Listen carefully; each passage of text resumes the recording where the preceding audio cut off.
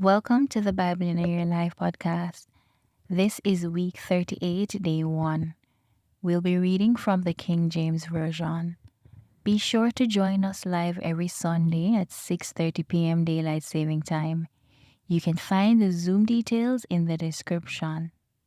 A man healed at the pool of Bethesda.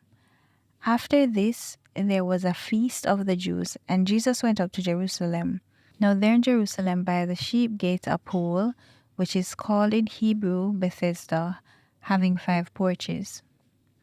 In these lay a great multitude of sick people, blind, lame, paralyzed, waiting for the moving of the water. For an angel went down at a certain time into the pool and stirred up the water. Then whoever stepped in first, after the stirring of the water, was made well of whatever disease he had. Now a certain man was there who had an infirmity 38 years. When Jesus saw him lying there and knew that he already had been in that condition a long time, he said to him, "Do you want to be made well?" The sick man answered him, "Sir, I have no man to put me into the pool when the water is stirred up. But while I am coming, another steps down before me." Jesus said to him, "Rise, take up your bed and walk." And immediately the man was well and took up his bed and walked. And that day was the Sabbath. The Jews therefore said to him who was cured, "It is the Sabbath. It is not lawful for you to carry your bed."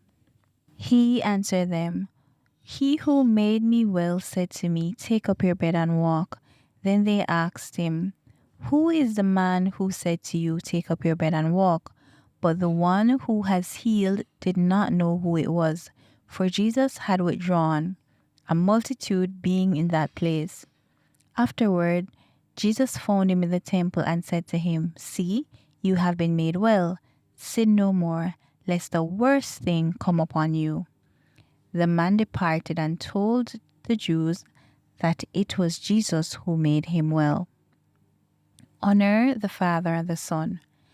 For this reason the Jews persecuted Jesus and sought to kill him, because he had done these things on the Sabbath. But Jesus answered them, "My Father has been working until now, and I have been working." Therefore the Jews sought all the more to kill him, because he not only broke the Sabbath, but also said that God was his Father, making himself equal with God. Then Jesus answered and said to them, "Most assuredly I say to you, the Son can do nothing of himself, but what he sees the Father do, for whatever he does, the Son also does in like manner. For the Father loved the Son, and shows him all things that he himself does, and he will show him greater works than these, that you may marvel. For as the Father raises the dead and gives life to them, even so the Son gives life to whom he will. For the Father judges no one, but has committed all judgment to the Son, that all should honor the Son just as they honor the Father. He who does not honor the Son does not honor the Father who sent him. Life and judgment are through the Son. Most assuredly I say to you, he who hears my word and believes in him who sent me has everlasting life, and shall not come into judgment, but has passed from death into life. Most assuredly I say to you, the hour is coming, and now is, when the dead will hear the voice of the Son of God, and those who hear will live. For as the Father has life in himself, so he has granted the Son to have life in himself, and has given him authority to execute judgment also, because he is the Son of Man. Do not marvel at this, for the hour is coming in which all who are in the graves will hear his voice and come forth, those who have done good to the resurrection of life, and those who have done evil to the resurrection of condemnation.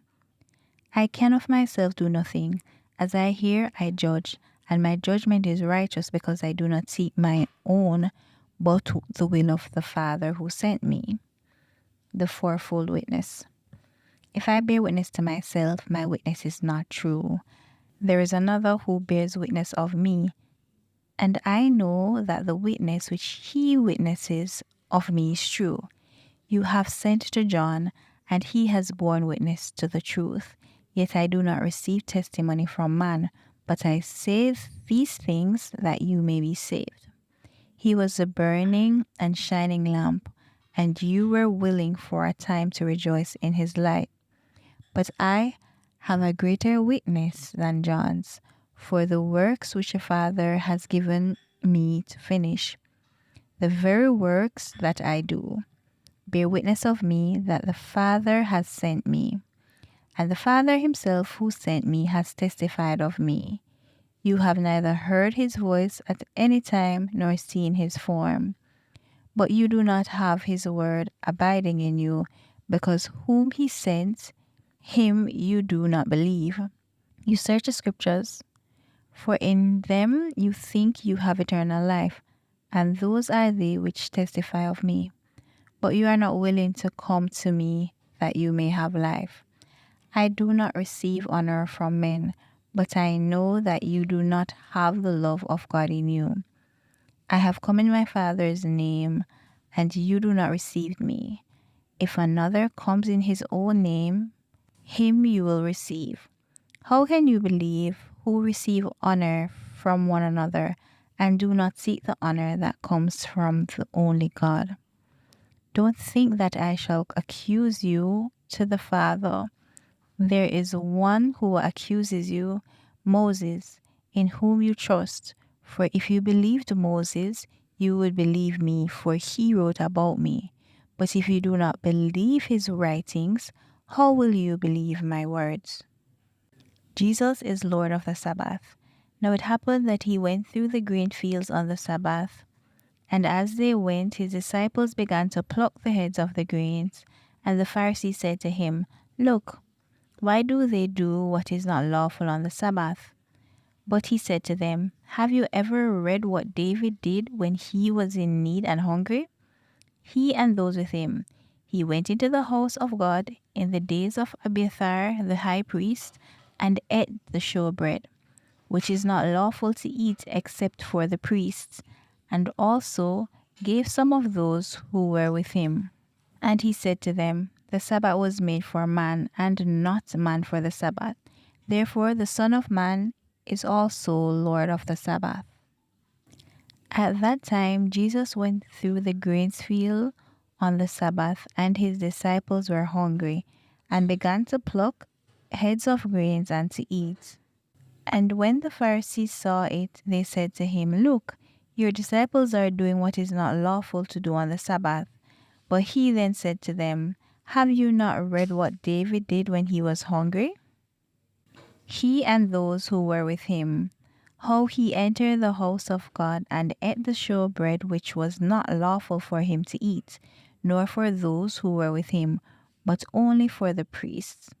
Or have you not read in the law that on the Sabbath the priests in the temple profane the Sabbath and are blameless? Yet I say to you that in this place there is one greater than the temple. But if you had known what this means, I desire mercy and not sacrifice, you would not have condemned the guiltless, for the Son of Man is Lord, even of the Sabbath. Now it happened on the second Sabbath after the first that he went through the grain fields, and his disciples plucked the heads of grains and ate them, rubbing them in their hands. And some of the Pharisees said to them, Why are you doing what is not lawful to do on the Sabbath? But Jesus answering them said, Have you not even read this, what David did when he was hungry, he and those who were with him, how he went into the house of God, took and ate the showbread, and also gave some of those with him, which is not lawful for any but the priests to eat? And he said to them, The Son of Man is also Lord of the Sabbath. Healing on the Sabbath.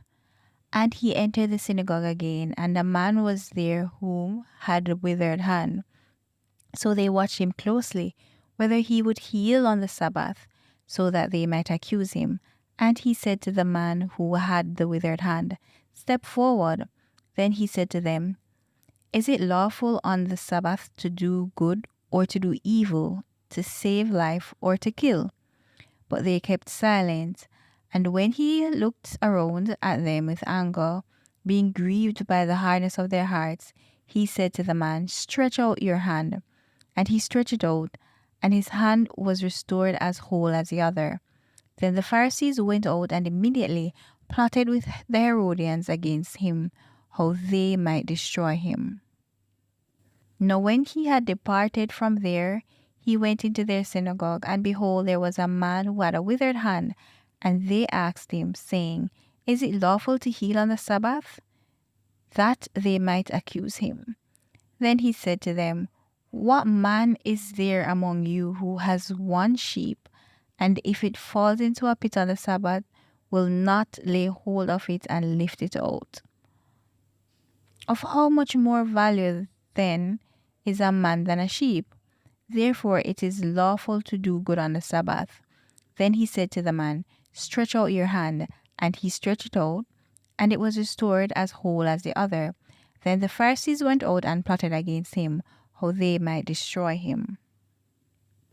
Now it happened on another Sabbath also that he entered the synagogue and taught. And a man was there whose right hand was withered. So the scribes and Pharisees watched him closely, whether he would heal on the Sabbath, that they might find an accusation against him. But he knew their thoughts, and said to the man who had the withered hand, "Arise and stand here." And he arose and stood. Then Jesus said to them, "I will ask you one thing. Is it lawful on the Sabbath to do good or to do evil, to save life or to destroy?"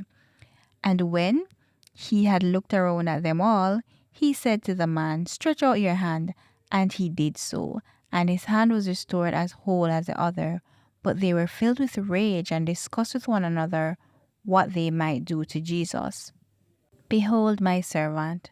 But when Jesus knew it, he withdrew from there, and a great multitude followed him, and he healed them all. Yet he warned them not to make him known, that it might be fulfilled which was spoken by Isaiah the prophet, saying, "Behold, my servant whom I have chosen, my beloved in whom my soul is well pleased. I will put my spirit upon him, and he will declare justice to the Gentiles. He will not quarrel nor cry out, nor will anyone hear his voice in the streets. A bruised reed he will not break, and smoking flask he will not quench, till he sends forth justice to victory, and in his name Gentiles will trust."